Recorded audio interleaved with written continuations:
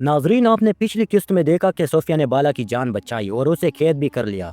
Sophia और बाला के दरमियान हाथापाई सख्त जुबानी कलाम भी हुआ, लेकिन इस दौरान सोफिया ने बाला को यह भी बता दिया कि उसकी बेटी हलीमा भी अभी तक जिंदा है और उसके पास है। ये सुनकर बाला को पहले यकीन तो नहीं आया, लेकिन बाद में उसे यकीन हो गया कि हलीमा उसके पास है, यानी सोफिया के पास, और हलीमा जिंदा है, क्योंकि सोफिया ने बाला को हलीमा की एक ऐसी निशानी दी जिसे हलीमा के साथ जोड़ा गया था, और ये निशानी बाला खातून ने ही हलीमा को दी थी।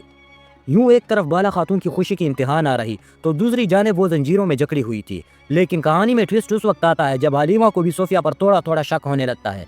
हलीमा अपना शक दूर करने के लिए सोफिया के पीछे खामोशी से जाती है और बाला और सोफिया के दरमियान गुफ्तगू सुनने के लिए चुपके से दीवार के साथ खड़ी हो जाती है। यूं बाला और सोफिया एक दूसरे के साथ बातों में मसरूफ होते हैं। बाला को सोफिया कहती है, तुम्हें इस हालत में देखकर मुझे बहुत सुकून मिल रहा है।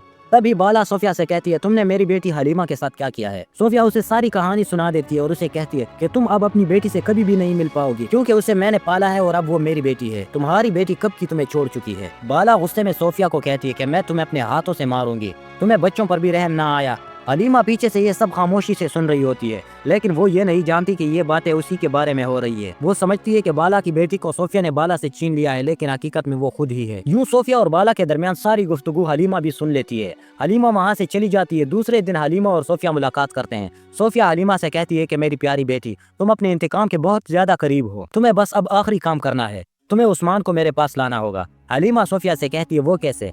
सोफिया उसे सारा मंसूबा बताती है और उसे कहती है कि तुम उस्मान से जाकर कहोगी कि मुझे बाला के बारे में अहम मालूमात मिली हैं।